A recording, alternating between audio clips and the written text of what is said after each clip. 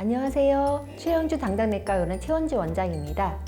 자, 오늘은 노인과 당뇨병 세 번째 시간이죠. 근감소증 얘기를 좀 자세히 드리려고자 합니다. 제가 노인 환자 만나면서 사실 제일 중요하다고 느끼는 게 정말 근육 얘기를 안 할 수가 없어요. 젊은 분들한테도 중요하지만 실제 잃어버리고 나면 정말 지키기가 쉽지 않더라고요. 특히 이제 나이가 노쇠에 빠지게 되면 주로 근육이 빠지면서 여러 가지 문제가 생기기 때문에, 그래서 우리가 근육은 사실은 어떤 병을 일으키는 기관이라고 생각하지 않잖아요. 근데 정말 당뇨병에서는 말할 것도 없고 노인의 삶의 질에서 근육이 굉장히 중요하기 때문에 이제 근감소증에 대해서 조금 자세히 말씀드리고자 합니다. 일단 나이가 드시면 근육은 좀 떨어지는 그런 코스를 밟게 되죠. 뭐 당뇨병과 관계없이요. 여러 가지 요인을 얘기하는데 일단은 체형 변화가 노화가 되면서 일어나게 되죠. 사실 우리가 그 가장 흔히 하는 그 인바디, 그 체성분 분석기 한 번씩은 다 해보셨을 거예요. 저 검진 같은 데 다 해주니까. 거기서 우리가 제일 많이 보는 제일 중요한 팩터로 보는 것은 제지방량이라는 수치입니다. 그러니까 전체 체중에서 팻매스, 지방량을 뺀 나머지 킬로그램을 얘기하는 거예요. 그래서 이런 게 점점점 노화가 될수록 빠질 수밖에 없다. 이렇게 얘기를 말씀드리고요. 그럼 왜 노화가 되면서 자꾸 근육이 빠질까요? 여러 가지 얘기를 하지만요. 일단 영양 상태가 열악해지는 부분도 있고요. 칼로리가 자꾸 떨어지고 이런 부분들. 그리고 두 번째는 호르몬 변화도 얘기를 해요. 그래서 당뇨도 그 중에 하나의 또 원인이긴데 인슐린 저항성이 악화가 된다거나 아니면 당뇨에서는 특히 인슐린 분비가 약하시기 때문에 이런 동화 호르몬의 일종인 이런 인슐린이 제대로 활용되지도 않고 나오지 않는 경우가 되면 근육이 쉽게 빠지는 그런 당뇨 상태이고요.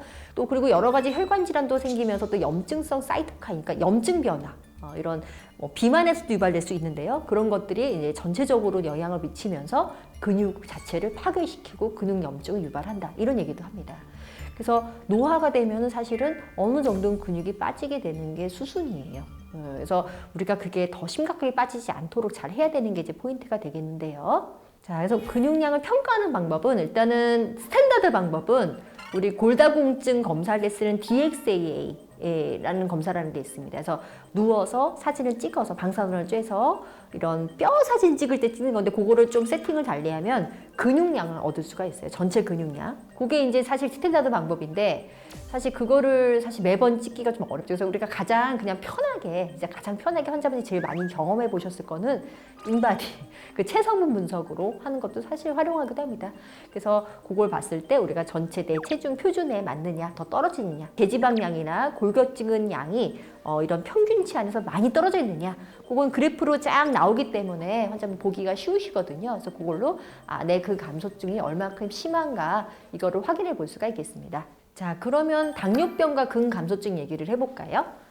노인이 되면서 근감소증이 많이 일어날 수가 있는데 당뇨에서는 그게 더 많이 일어난다는 게 사실 제가 여러 번 강조드리고 있는데 실제 연구도 있어요. 당뇨가 오래 유병 기간이 길수록 그리고 당 관리가 잘 안 될수록 근양이나 이런 파워 평가가 굉장히 안 좋게 당뇨 환자에서 당 관리가 잘 안 될수록 근감소증은 증가할 수밖에 없는 게 당뇨병 환자들입니다.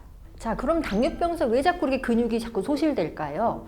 뭐 자꾸 반복적인 얘기가 나오지만 일단은 인슐린이 안 나오든 내지는 인슐린 저항성이 있어서 작동을 잘 안 하든 에너지를 흡수해서 내 몸으로 동화시키는 그런 인슐린 호르몬의 장애가 당뇨병이기 때문에 근육이 자꾸 빠지는 그런 에피소드를 겪을 수밖에 없다는 점 제가 말씀드렸고요. 두 번째는 여러 가지 그 당뇨 상태는 어떻게 보면 염증 상태죠. 만성 염증 상태. 그래서 실제 이런 비만, 이런 그 내장지방 이런 게 많으신 분들은 여러 가지 염증 세포들이, 염증 수치들이 증가돼 있단 말이에요. 이게 또 근육에 영향을 일으켜서 근육에 그런 파괴를 일으키거나 근육 약화시키게 하는 그런 요인이 된다. 세 번째는 또 미토콘드리아 얘기가 나오는데요. 그래서 여러 가지 이런 활성 에너지의 그 산실인 미토콘드리아 기능 저하, 이렇게 세 가지로 얘기를 하고 있습니다. 그래서 당뇨에서는 이런 여러 가지 기저에 깔린 어떤 그런 메커니즘 때문에 근감소증이 잘 생길 수밖에 없다. 이렇게 말씀드릴 수가 있습니다. 자, 그럼 이런 당뇨 환자들은 근감소증을 어떻게 하면 이겨낼 수 있을까요? 제가 늘 강조드리자면 역시 운동 얘기를 안 할 수가 없죠. 하여튼 안 쓰면 안 쓸수록 그 기관은 쇠퇴될 수밖에 없어요.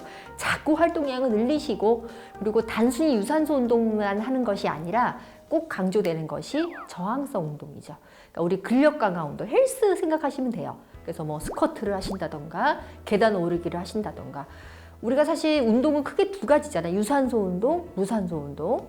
유산소 운동은 숨을 들이마시면서 실제 산소 호흡을 하면서 오래도록 뭐 뛰거나 걷거나 하는 그런 쉬지 않고 오래 끌 수 있는 운동이 유산소 운동으로 생각하시면 되고요. 무산소 운동이 저항성 운동이고 짧게 끊어서 할 수밖에 없는, 왜냐하면 힘이 드니까 산소를 다 써버리기 때문에 그런 식으로 거의 저는 1대1로 얘기를 드리고 있는데 사실은 근력 강화에는 무산소 운동이 핵심이에요. 그래서 우리 환자들 얘기하시면 저는 걷기 열심히 해요 많이들 얘기하시거든요. 근데 걷기도 좋은데 잘 하시는데 꼭 저항성 운동을 넣어서, 그래서 실제 여기 이 굿라이프에서도 여러 가지 그런 운동 처방에 대해서 많이들 선생님들이 강의를 해주시잖아요. 집에서 하는 간단한 요가 스트레칭 내지는 그런 유산소, 무산소 운동 섞어서 그런 홈트레이닝 굉장히 좋죠. 그래서 내가 매일매일 적어도 30분 정도씩은 이런 무산소 운동 꼭 넣어서 근력 관리를 하시라고 꼭 강조드리고 싶습니다. 자, 두 번째는 영양 관리를 또 얘기 안 할 수가 없겠죠. 근육 키우려면 어떻게 해야 돼? 단백질이죠, 뭐 당연한 얘기인데 이 단백질이 이게 스스로 만들어내나요?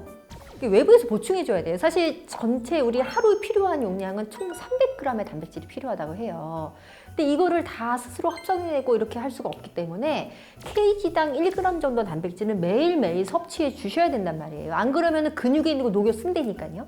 우리가 먹지 않으면 이제 근육이 빠져요. 활동 안 할 수는 없으니까. 간혹 당뇨 환자들 말이죠. 막 운동 열심히 하고 당은 또 올라가면 안 되니까 막 안 먹고 운동만 열심히 하시는 분들이 있어요. 그러면 어떻게 된다?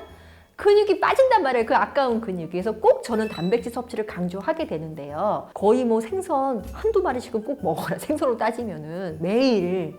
근데 사실 그렇게 먹으신 분이 많지 않으시더라고요. 우리가 나이가 드실수록 또 소화가 잘 안 되시고 이런 얘기를 많이 하셔서 사실은 잘 안 먹게 돼 있어요. 그래서 단백질 관리를 꼭 하셔야 되고, 그리고 또 요즘에 또 유신이 함유된 그런 단백질을 하는 것이 섭취하는 것이 더 이런 근육 관리에는 조금 더 유리하다, 그런 데이터들이 좀 있어요. 간을 거치지 않고 바로 근육으로 전달되기 때문에 좀 더 근육 합성에는 좀 도움이 된다고 합니다. 아무튼 그런 단백질이 많은 게 이제 유청 단백질, 그런 걸 사용하셔도 돼요. 자, 그 다음 마지막으로 말씀드릴 수 있는 것은 역시 혈당 조절입니다. 제가 그때 말씀드렸죠. 혈당 높아지면 어떻게 돼? 근육이 녹아난다.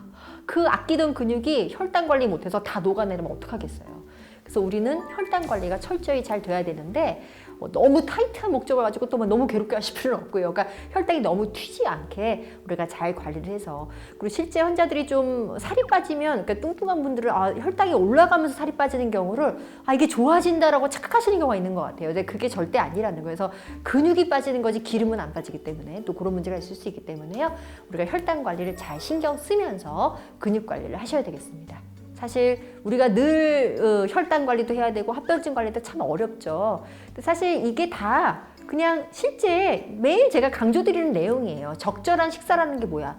단백질 포함해서 열심히 나눠서 그냥 다양하게 먹으시란 얘기고, 혈당 관리 늘 활동하시고 음식 조절도 너무 달달한 거 피하고 그래서 고루고루 섞어 먹으라는 얘기고, 그리고 이제 생각보다 제가 노인 환자분 보면서 느끼는 것이 당은 무조건 안 먹으면 된다고 착각하시는 경우가 있다는 거. 그래서 그런 부분 전 좀 강조드리고 싶고, 그래서 우리가 이런 당뇨 환자들이 잘 관리하면 오히려 더 건강하게 사실 수 있으니까요. 이런 부분을 더 신경 쓰셔서 관리를 하셔야 되겠습니다. 이 영상이 도움이 되셨다면 구독, 좋아요, 알림 설정 부탁드립니다.